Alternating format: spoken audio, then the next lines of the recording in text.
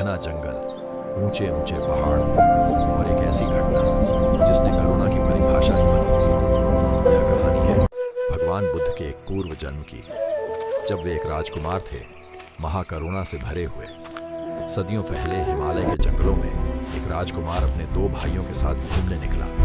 वह प्रकृति से प्रेम करता था। उसका हृदय इतना कोमल था कि किसी जीव को पीड़ा में देखना भी उसके लिए असहनीय था। चलते चलते वे तीनों एक सुनसान गुफा के पास पहुंचे। अचानक राजकुमार की नजर अंदर गई और जो उसने देखा उससे उसकी आत्मा कांप उठी। एक शेरनी, बहुत कमजोर, हड्डियों का ढांचा बन चुकी थी। उसके पास उसके छोटे छोटे शावक बैठे थे, भूख से तड़पते हुए। शेरनी इतनी भूखी थी कि अब उसमें शिकार करने की ताकत भी नहीं बची थी।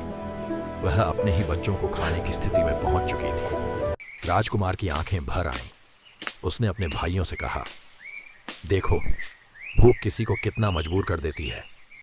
भाइयों ने कहा, यह जंगल का नियम है, चलो यहां से। लेकिन राजकुमार का मन वहां से हट नहीं पाया। उस रात भी उसे वही दृश्य दिखाई देता रहा।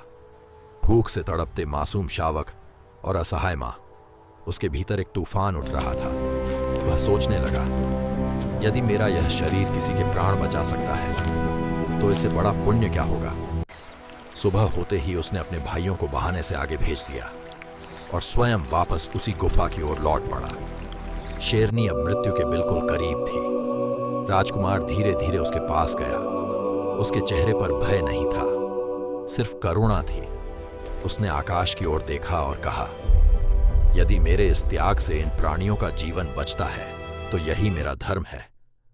और फिर उसने अपना शरीर उस भूखी शेरनी को समर्पित कर दिया। कहा जाता है कि शेरनी ने पहले उसे सूंघा, मानो प्रकृति भी उस त्याग को समझ रही हो। फिर उसने अपने शावकों के साथ भोजन किया और उनके प्राण बच गए। वही राजकुमार आगे चलकर अनेक जन्मों के बाद भगवान बुद्ध बने। बुद्ध की यह कथा हमें सिखाती है, सच्ची महानता शक्ति में नहीं, करुणा में होती है। दुनिया में सबसे बड़ा धर्म है किसी के दर्द को महसूस करना। और शायद इसीलिए बुद्ध आज भी करोड़ों दिलों में जीवित है।